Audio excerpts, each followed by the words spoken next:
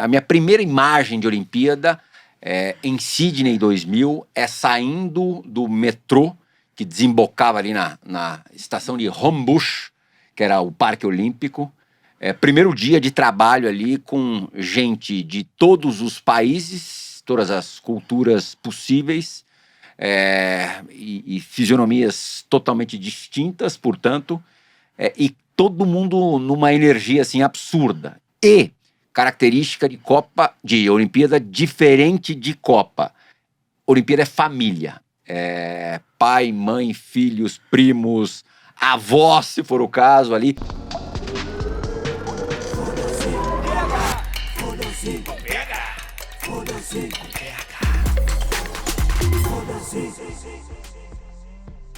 Estamos de volta com mais um Foda-se 360. Tico, eu já não vou enrolar não, vou direto mesmo. Davi, tem um programa na TV que eu sou fã, escuto, vejo, indico, posto, que é o seguinte, chama Bola da Vez. Hoje a gente vai ser...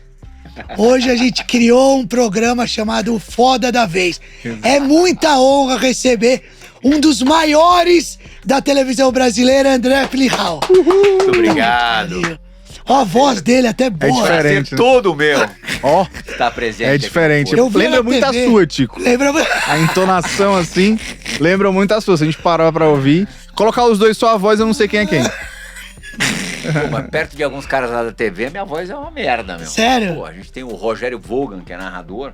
O cara tem uma voz que dá até vergonha de falar perto dele. Isso é foda, né? Porque, beleza, vocês lá trabalham com isso, mas tem uma galera que tem uma voz do nada, que tem uma puta voz de narrador, né? E você olha assim e fala, caralho, que voz bonita, né? E como que você constrói esse trabalho, cara? Tipo, de treinar a voz, de fazer tudo? Zero. Zero? Não tem nada? Pra voz, zero. Zero? Não, e a minha voz não tem nada demais, de verdade. Não Tanto é que é a mesma quando você tá na televisão agora. Falsa modéstia. Não, não tenho aquela coisa de fazer alguma entonação. Não, primeiro assim, não tenho nenhum tipo de cuidado pré-gravação de texto ou pré-programa, zero. E também não tenho aquela coisa de fazer uma entonação diferente quando eu tô trabalhando. Mas o legal é que é o seguinte, se você fechar o olho, você sabe que é você. Exato. Então isso é Mas bom. acho que é muito pelo tempo que você ouve. Ah, entendi. Do que exatamente pela qualidade da voz. Eu não gostaria de ficar falando sobre qualidade de voz. Tudo bem, vamos para outro assunto, então. Ô, Andrezão, não sei se os números estão certos. Foram Deve estar desatualizado. Inúmeras Copas, Grand Slam, Olimpíada e tudo mais. O Davi pesquisou, que é a nossa fonte de pesquisa aqui, que você fala que você gosta mais de Olimpíada que Copa. Pra trabalhar, pra cobrir, sem dúvida alguma. Por quê? Conta isso. Não dá pra comparar. Primeiro, que o ambiente olímpico é imbatível. A minha primeira imagem de Olimpíada em Sydney 2000 é saindo do metrô que desembocava ali na estação de Homebush, que era o Parque Olímpico. Primeiro dia de trabalho ali com gente de todos os países, todas as culturas possíveis, e fisionomias totalmente distintas, portanto, e todo mundo numa energia assim absurda. E característica de Olimpíada diferente de Copa. Olimpíada é família. Pai, mãe, filhos, primos, avós, se for o caso ali. Copa do Mundo é molecada querendo bagunça. Farra. Não que não seja legal também. Sim. Mas assim, é mais diversificado o público olímpico. E você vê todo mundo naquela vibe de, eu tô olhando ali o calendário do dia, tá? Vou assistir aqui o handball de manhã, depois eu vou pra natação e vou fechar o dia. Legal demais. E numa empolgação brutal, quer dizer, não tem nada que se compare, a começar por aí. E você vê em todas as modalidades a melhor prática possível daquilo, a nata da nata, desenvolvendo aquilo no seu momento, cada um mais importante dos últimos 4 anos. O cara tá dando tudo porque vale mais do que o Campeonato Mundial. Claro, isso também se aplica à Copa do Mundo. Mas ali você tem várias Copas do Mundo e todas acontecendo ali, concentradas ali num único local, numa única cidade. De vez em quando você tem ali uma vela um pouco mais distante e tal, um futebol que também acaba sendo itinerante em Olimpíada, mas o grosso ali, 95%, tá todo mundo ali junto. Perfeito. Praticamente no mesmo parque. E realmente o tal não é cascata, não. O espírito olímpico é uma coisa que nada consegue se comparar. E você trabalha muito mais em Olimpíada do que em Copa do Mundo. Olimpíada você só trabalha. São menos dias, né? São 15 dias, 15 a 17 dias. Copa do Mundo é um mês. E Copa do Mundo, você, quando tá cobrindo a seleção brasileira, você fica 2 meses fora. Você faz, essa última Copa não, porque a preparação foi curtinha ali, foi menos de uma semana. Mas o normal é o Brasil se preparar 3, 4 semanas antes de começar a Copa, né? Então você fica mais tempo, acaba sendo um pouco mais sacal. Cobrir seleção brasileira, que é o que eu fiz nas Copas de 2002, 6, 10 e 14, é muito cansativo, não no sentido de volume de trabalho, mas muitas vezes de falta de assunto. É tudo muito, e cada vez mais, tudo muito filtrado ali, todo mundo acaba, todos os jornalistas acabam recebendo mais ou menos a mesma coisa. É claro que o teu olhar ali pode te distinguir dos outros, tal. A tua rede de contatos, de conhecimento faz com que você consiga alguma coisa que o outro não conseguiu, que os outros não conseguiram. Mas ali, na rotina, no cotidiano, é tudo mais ou menos parecido e com pobreza de notícia, de informação. Nessa Copa do Mundo, você, tirando ali o quê? Que dúvidas que você tinha ali para trabalhar, para se discutir, para colocar numa reportagem durante a permanência do Brasil na Copa? Pouquíssima coisa. Sim. Olimpíada, tudo acontecendo ao mesmo tempo agora. Faz total sentido. O atleta olímpico, até também pela... Não sei se carência é a palavra certa, é o termo certo, mas o cara fica meio esquecido ali durante 4 anos. A gente só lembra dele. Isso. E aí eu me penitencio, porque eu trabalho num veículo que cobre esportes 24 horas e acho que a gente... Claro que existem explicações de aspectos comerciais para isso e tal, mas a gente se atém muito mais ao futebol. Praticamente, no Bola da Vez não, no Bola da Vez eu consigo trazer bastante gente olímpica. O Resenha, por exemplo, é só futebol, mas os programas em geral, da ESPN, do Sport TV, do TNT, são de futebol. Então essa galera fica esquecida durante 4 anos. E aquele é o momento deles, que a gente exalta essa turma, que merece pra caramba, merece tanto quanto qualquer craque do futebol. Muitas vezes eles têm uma formação também cultural, acadêmica, diferente, e te trazem outras coisas, outras atribuições muito legais. Então, assim, também muda muito o perfil do atleta de modalidade para modalidade. O perfil, estou dizendo, de traço de personalidade. Então, acaba tendo uma riqueza muito maior do que na Copa do Mundo. É lógico que Copa do Mundo é um barato de cobrir também. Sim. Mexe com mais o teu sentimento de torcedor, claro. Mas assim, para trabalhar, para você ter matéria-prima para trabalhar, Olimpíada dá de 10 a 0 em Copa do Mundo. Faz total sentido. A gente trouxe aqui o Gustavo Herbeta, que hoje está liderando o projeto olímpico do Brasil na parte de comercial, marketing e tudo mais. Tivemos o Ratão aqui, que fez o ciclo da Copa do Mundo, a gente sabe. E o papo realmente é esse. Com o Gustavo, por exemplo, ele fala muito dessa nova gestão que já vem há um tempo, para poder ajudar a aumentar as receitas, para que possa ter uma estrutura maior para os atletas olímpicos.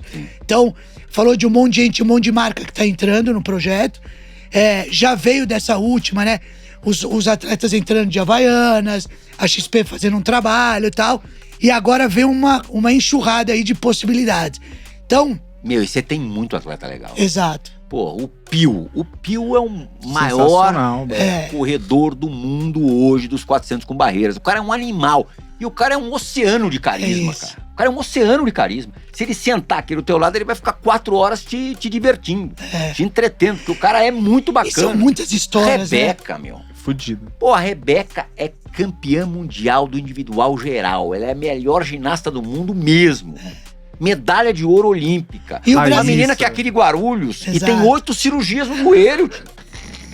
Porra, como é que você explica um negócio desse, cara? É foda. Pô, imagina o quanto... E assim, também transbordando felicidade. A expressão dela, o sorriso dela é um negócio de maluco. Aí tem a Raíssa que surgiu pro mundo andando de fada. Fantasiada de Uma fada. criança, né? Então, mas acho que é isso, né? Além de tudo que você falou e também tá inserido na sua fala, a Olimpíada tem muito mais história, né? Talvez pelo fato dessas pessoas passarem tanto tempo esquecida, e aí o cara vai lá e ganha uma medalha de ouro, e aí a grande maioria fala, porra, do nada o cara surgiu. Do nada o caralho, né? Cacete, O cara tá trabalhando aí desde que nasceu, mas ninguém conta essas histórias, né? Então, putz, Olimpíada você vê um monte de histórias e você vê assim, caralho, brother, por que eu não tô acompanhando esse cara antes, né?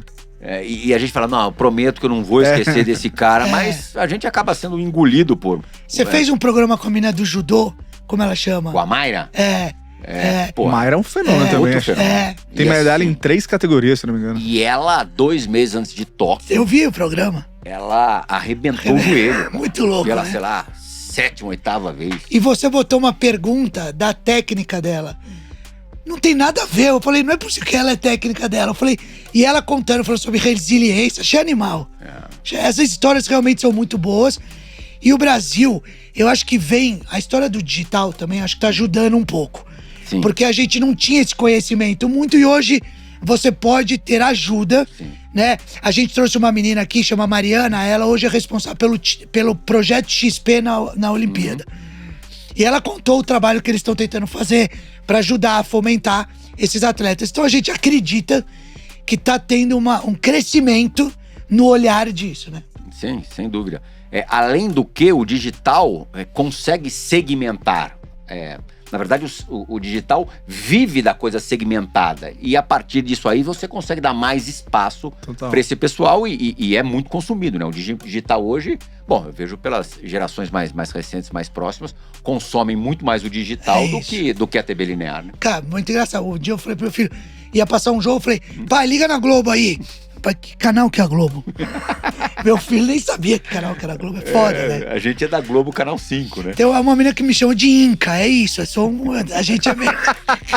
E por mais que você tente se atualizar ali, porque a gente também vive disso, é muito difícil, né? Claro. É muita coisa, é muito rápido. Pra molecada é por osmose, Exato. né? Já é natural. Já. Exato, É só você exato. larga um iPad na mão de uma criança ali. Já mexe. O cara, ano ela nasce, mexe. o cara nasce fazendo assim já. A minha sobrinha, a filha da irmã da Luísa, minha esposa, ela tem, acho que vai fazer 1 ano agora.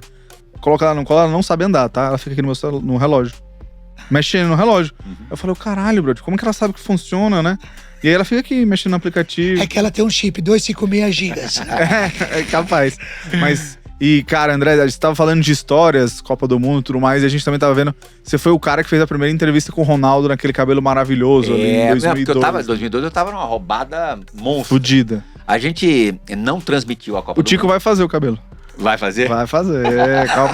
Copa de 2000 e alguma coisa. Eu até tava ouvindo o Kaká contar pra vocês, fazer o relato dele da Copa de 2012. Eu lembro bem do Kaká, menininho de tudo, 21 anos quase atrás, né?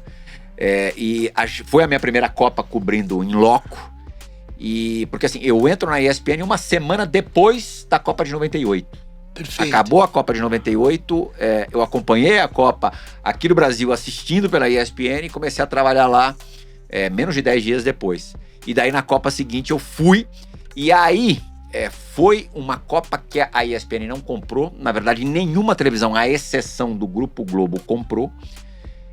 E isso hoje é impensável, né? Nenhuma emissora, mesmo as abertas, na verdade na época eram quase todas só abertas, enviou equipes pra lá. Perfeito. Então cobrindo a seleção brasileira, 20 equipes da Globo e eu. Então, você, assim, pensa, a TV Bandeirantes não tinha nenhum representante lá. A TV Record não tinha nenhum representante lá. Copa do Mundo com o Brasil. Porra! E aí, eu sempre falo, eu dei 3 sortes. A primeira, a mais importante, o Brasil venceu 7 jogos. Quando ganha, tudo fica mais facilitado. Se o Brasil empata aquela estreia com a Turquia ali, Sim. se o juiz não percebe que o Luizão caiu fora e não dentro da área, já ia complicar ali o meu campo. Segunda coisa, os hotéis todos eram abertos. O Brasil fez 7 jogos em 7 cidades diferentes, entre Coreia e Japão. Então, a cada 3 dias, fazendo a conta, 3, 4 dias, o Brasil mudava de hotel. E você também? E eu também, a gente mudava de cidade, né? Então, Perfeito. obrigatoriamente, eu tinha que acompanhar, tinha que seguir. chegando nos hotéis, o Rodrigo Paiva, que era o diretor de comunicação da seleção, voltou a ser agora há pouco tempo, Sim.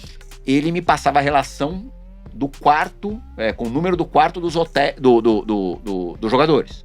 Número do quarto dos jogadores. Só que, não, mas era uma coisa aberta, assim, os jogadores sabiam, tal. Sim. Porque assim, eles sabiam que eu tava na roubada. Hoje, você sem credencial, você ainda consegue acompanhar treinamentos, jogos não, você tem que comprar o ingresso. Eu comprei o ingresso para os jogos de 2002. Mas em 2002, eu não tinha acesso a absolutamente nada. Os hotéis eram abertos, eu podia trabalhar nos hotéis. Mas também, por outro lado, se era oficialmente, no lado FIFA, mais restrito do que hoje, mais fechado do que hoje, o mundo era mais aberto do que hoje. Então eu fazia os caras saindo do almoço. Isso hoje em dia você não consegue fazer. Quando eu digo fazia, eu entrevistava os caras saindo do almoço. Isso hoje em dia você não consegue fazer num amistoso. Se for jogar Brasil e Venezuela em Cuiabá, você não faz isso. É tudo ali, engessadinho, ali, aquela entrevista coletiva, o banner e tal. Eu fazia os caras. E não era, era Cafu, Roberto Carlos, Rivaldo, Ronaldo. O Kaká era um garoto ali. E aí a gente criou o cantinho do Plihal. Eu montava uma espécie de setzinho. Sozinho. No corredor. Eu, cinegrafista, Tá.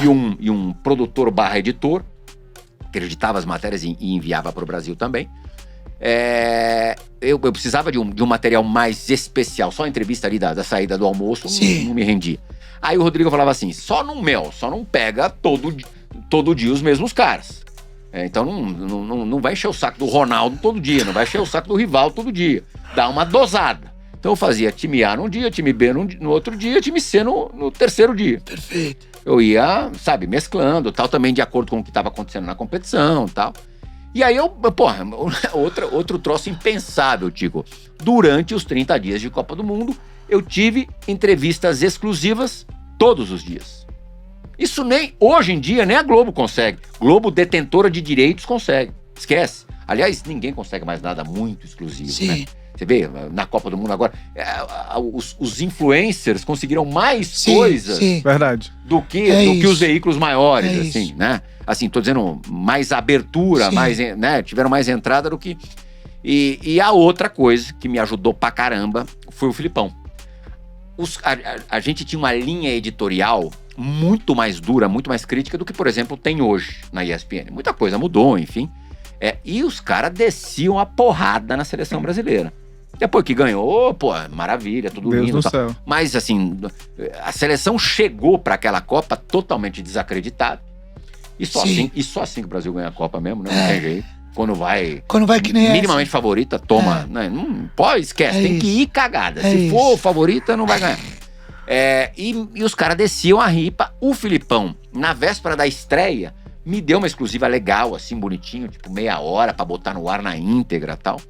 Na mesma noite, os caras no estúdio, eram Trajano, Paulo César Vasconcelos, Calazans, Tostão, os caras arrepiando, mas batendo.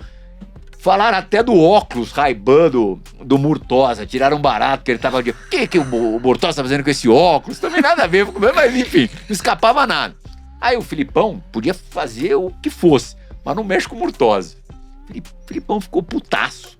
E aí, alguns dias depois, não no dia da estreia, porque tinha outras coisas mais importantes pra pensar e falar, mas ele me disse, comigo, esquece, não vai ter mais nada, não vou dar mais nenhuma entrevista pra você até o final da Copa. Nada pessoal, lógico, não tinha nem motivo pra isso. Mas os caras lá, porque sempre tem alguém também pra bater. E o cara que normalmente bate, ele dá uma, né, dá uma recheada na história, coloca sempre uma pimentinha a mais. E aí ele falou, só que assim, eu não vou atrapalhar o teu trabalho. Você fique à vontade, você vai continuar igual, tal. Porque ele podia ter falado, esquece, a ESPN não vai ter mais nada. Estamos quebrando o galho dos caras e os caras estão batendo na gente. Sim. Né? Era mais...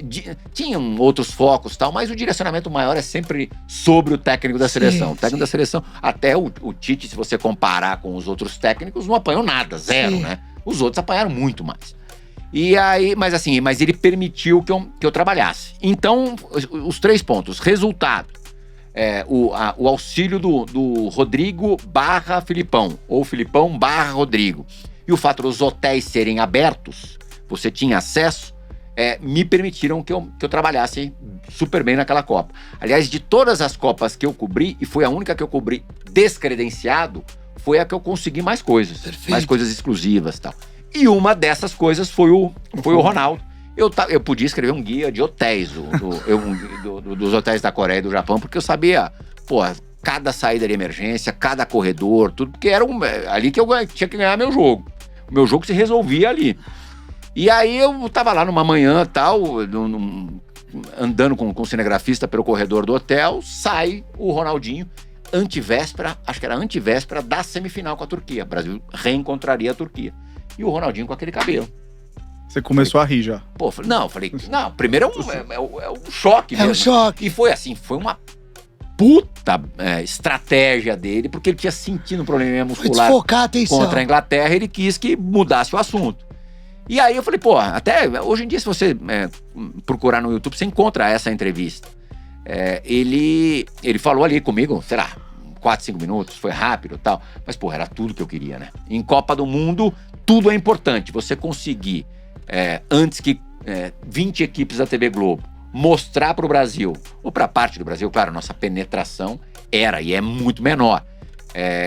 Que hoje em dia essa diferença diminuiu bastante, porque isso viralizaria rapidamente na internet, né? Mas na época nem tinha. Existia internet, mas não existia rede social, nem projeto de rede social.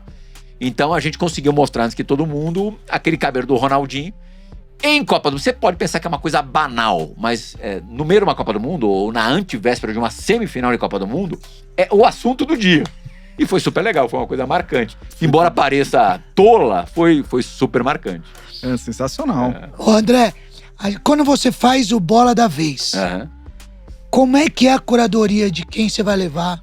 Como que você monta esse teu programa, que é, obviamente, escolher o cara certo, na hora certa, pra levar a informação pra toda a galera? E, né, Tico, vocês sabem bem disso, de acordo com a disponibilidade do cara, né? Claro. E assim, com as restrições que eu tenho também de horário de estúdio, tá? Não é uma coisa que bate assim sempre fácil.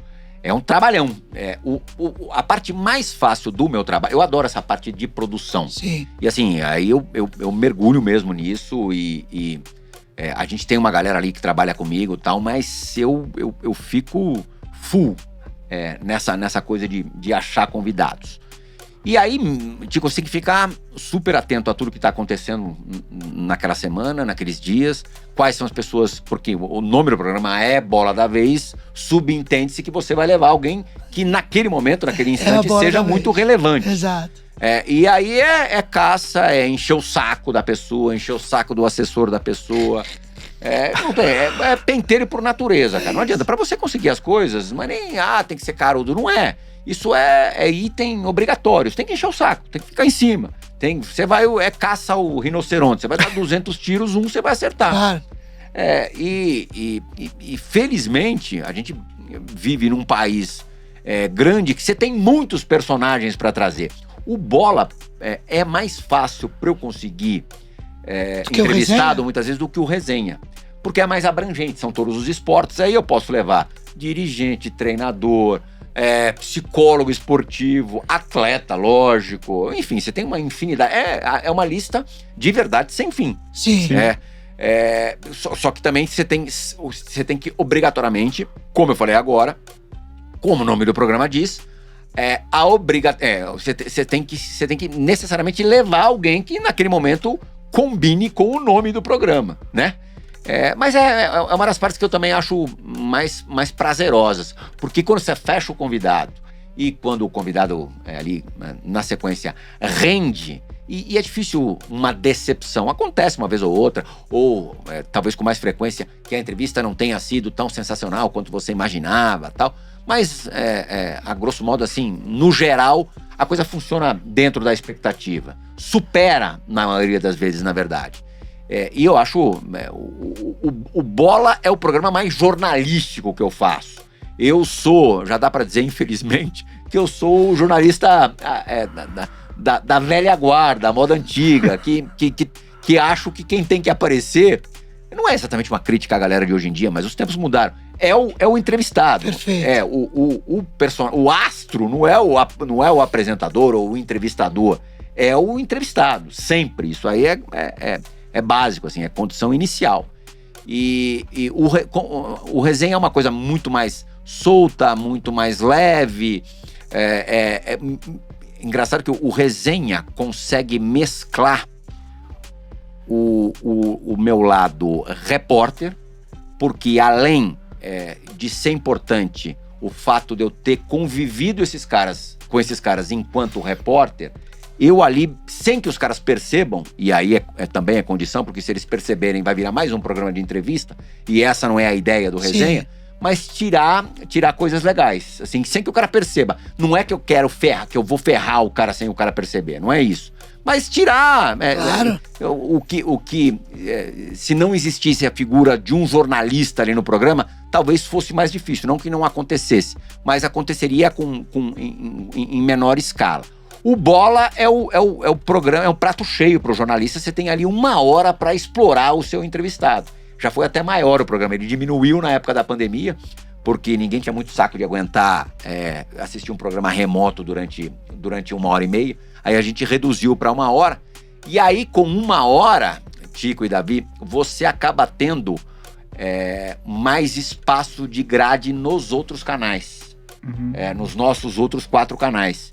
Então, ao invés de eu ter um programa de 1h30 que vá reprisar 4 vezes, eu tenho um de 1 hora que reprisa 15 vezes. Perfeito. 16 vezes. Perfeito. Então é melhor. E vamos combinar também que 1 hora tá bom pra caramba. Um programa de televisão, o cara ficar na frente da televisão por mais de 1 hora é difícil nos tempos de hoje, né? Então acho que assim, acaba sendo o tempo adequado. Muito bom. Quem é o convidado ou os convidados que você, putz, esse eu preciso levar e ainda não deu certo, nos 2 programas? Putz, grila, é difícil assim, porque isso muda também. Tem cara que eu Teve um momento que era a bola da vez e hoje já não é mais. já não é mais, ou que, porra, acontece, talvez seria meio bizarro dizer isso, mas assim, tem caras que eu tinha uma puta admiração, e aí você vai se mudando a cabeça e tal, e você passa a não ter mais tanta admiração, assim, não tem mais tanta vontade de levar, e acontece o contrário, gente que, puta, você nem conhecia e hoje você quer muito levar. Tem aquelas entrevistas, claro, que eu queria muito realizar e conseguir, tipo, puta, e essa foi meio trágica, porque 1 semana depois o cara se arrebentou de novo e de uma forma, por incrível que pareça, pior, que foi o Zanardi. No remoto a gente fez o Zanardi no Bola da Vez. Puta entrevista, quer dizer, o cara Como ele tá, hein? É um esquema, não tô dizendo que ele esteja exatamente como, mas é aquele esquema meio Schumacher, ninguém sabe direito como é que a banda tá tocando, e quando isso acontece a gente também imagina que a coisa não esteja nada bem. Mas pô, você pensa, ele é altíssimo astral, tendo perdido as pernas e tendo se tornado um medalhista paralímpico pica de ciclismo. E aí o cara, com a bicicleta, é atropelado, ele entra embaixo de um caminhão. Isso foi 5 dias, 1 semana depois da entrevista. Puta. Mas assim, o cara deu uma puta entrevista, assim, cara, é uma aula, clichêzão, mas assim, foi uma lição de vida. É um cara que eu sempre quis entrevistar. Tem alguns caras que, porra, o Federer, eu adoraria fazer um Bola da Vez com ele. Nadal, porra, eu sou como o Tico do tênis, sabe? Então... Davi, você não conhece. Eu também. Você também? Não. Sou da luta. Da luta, pô, legal também, cara. A gente já levou alguns caras do MMA no Bola da Vez. E do resenha, assim, alguém, porra, que eu adoraria ter hoje, um cara que eu lamento demais não ter recebido é o Pelé. O Pelé não participou aliás, o Pelé não fez nem resenha nem Bola da Vez. E o Bola da Vez está no ar desde 1999. Faz, portanto... Qual o motivo que ele não... Cara, o Pelé não era exatamente uma... Embora, quando você alcançava o Pelé, ele era extremamente gentil. Mas assim, eu tenho histórias ótimas, assim, de como repórter ali com o Pelé. O Pelé, assim, sacanagem. Conta uma. Do Pelé? O primeiro contato que eu tive com o Pelé foi na inauguração do Hospital Duprá, ali na Avenida Oscar Americano. que hoje é São Luís. Mas primeiro era Duprá, o Duprá ele era dono do... Ele tinha um outro hospital, como é que era o nome? Até era... Como é que... Daqui a pouco eu me lembro. E teve a inauguração do hospital e a inauguração do berçário. Olha o nome do berçário na época. Nicéia Pita. Esse era o nome do berçário. Que beleza. E aí, o Pelé era muito ligado ao Renato Duprá. Renato Duprá foi patrocinador do Santos. Né? Agora me fugiu totalmente o nome do primeiro hospital dele. Mas esse era o Hospital Duprá, na Oscar Americano. E aí era final de ano, se eu não me engano, 98 para 99. Minha primeira virada de ano na ESPN. E aí me pediram pra, além da matéria ali e tal, gravar uma mensagem de final de ano do Pelé. Aquelas pra insertar ali na programação, ali entre os breaks e tal. E eu falei, tá bom, tá. Eu tive essa missão, eu consegui chegar no Pelé, entrar num quarto onde estavam o Pelé e mais uma, duas pessoas. E aí eu pedi pra ele, você pode gravar uma mensagem de final de ano? Coisa rápida e tal. Ele falou, claro que eu posso, mas você me dá uns 3 minutinhos pra eu pensar aqui no que eu vou falar? Eu falei, 3 minutinhos, eu te dou 3 semanas, 3 meses, 3 meses não vai dar porque já vai ter passado o Natal, mas o tempo que você quiser. Aí ele pensou, tal, ele falou ali de semi-improviso, um texto ali de 45 segundos, 1 minuto, que parecia que ele tinha escrito mesmo. Sério? E aí ele fecha no ponto final com o soco no ar. Pô, foda. E assim, eu não sei, eu imagino que você já... O Tico certamente já teve com o Pelé alguma vez. Tive. Pô, era sempre um momento, uma ocasião. Eu né? sou um cara que eu sempre... Não existe discussão, né? Se tem o cara que fala, você acha que jogou... Eu nem discuto. Não, Pra mim não tem discussão. É bobagem mesmo. E aí, quando eu tive a oportunidade de estar com o Pelé, eu desesperado pra levar meu filho. Porque eu falei, cara, é uma oportunidade, quero levar o Theo e tal. E aí levei o Theo, foi num lançamento de um livro e tal. E aí o Theo ficou no colo dele, ele assinou pro Theo com o maior carinho, olhando no olho dele. Animal, né? É impressionante. Não, animal, né? Foda. Vocês lembram da PSN? Sim, Uma sim. televisão que tinha sede na Flórida, ali perto de Miami. E aí os caras chegaram, comprando tudo, assim. Durou pouquíssimo, durou menos de 2 anos. Foi do mesmo jeito que apareceu, sumiu. Desapareceu.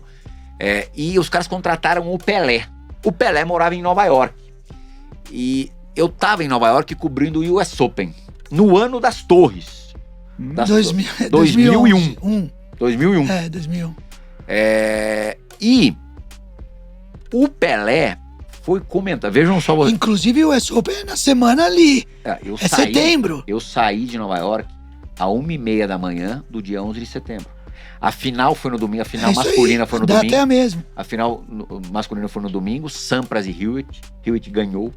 Aí eu ainda fiquei a segunda-feira, praticamente o dia todo lá. No final do dia eu fui pro JFK para voltar pro Brasil. E aí teve um atraso no voo, eu acabei decolando de Nova York 1h30 da manhã, 7 horas antes da... Caraca. Eu cheguei no Brasil, aquela cidade que eu tinha estado um dia antes... Tava de ponta cabeça. Eu podia ter ficado lá, né? Claro. Jornalisticamente teria sido importante ter ficado lá. Mas voltando, o Pelé ia comentar um jogo das eliminatórias de futebol no Arthur Ashe. Por que no Arthur Ashe? Porque eles tinham uma estrutura ali montada para narração do US Open, que eles iam aproveitar pro Pelé comentar o jogo era Argentina e Brasil. O Brasil perdeu esse jogo de 2-1, eliminatórias para 2002. Ele comentou da cabine do Arthur Ashe, lá da central do... E tinha um argentino produtor ali, que ele estava ali claramente incumbido a não deixar ninguém se aproximar do Pelé. E, porra, era um grandão, pirulão, assim. Eu tentava chegar perto do cara, se chegar perto do Pelé, o cara toda hora me tirava de perto, tal, o cara meio grosseiro, tal. Aí eu falei, cara, tá. Uma hora o Pelé deu uma brecha e foi no banheiro. Falei, vou atrás do Pelé.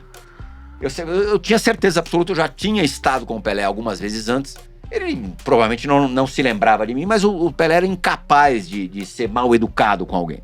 Aí no banheiro, quando eu falei, Pelé, o cara não tá deixando chegar perto de você, eu preciso de 3 minutinhos.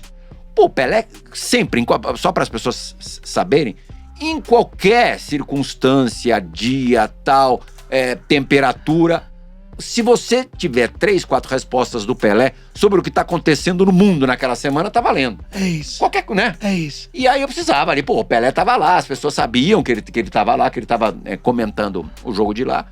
Falei, pô, Pelé, vai ser muito chato se eu não conseguir te entrevistar e tal. Não, falei, peraí. Aí a gente combinou ali um esquema e tal, ele me atendeu ali rapidinho, o cara ficou meio puto, ficou bicudo, mas teve 2 trabalhos, ficou e desficou. É isso. E assim, mais uma história, tem várias, assim, o Pelé era sempre um cara, uma vez tem uma ótima, aliás, foi o dia da minha carreira como jornalista, como repórter, assim, mais memorável. Não diria que foi o dia que eu trabalhei melhor, mas aquele dia que as coisas todas se encaixaram, todas deram certo. Não sei se vocês se lembram de quando o Brasil jogou com a Argentina no Mineirão. Até a torcida, o Dunga era o técnico do Brasil, 2008, um pouquinho antes dos Jogos de Pequim. O Dunga tava meio, a torcida pegando no pé, o Mineirão termina o jogo foi 0-0, Brasil e Argentina. Adeus, Dunga, adeus, estádio inteiro. Bom, mas esse dia começou assim.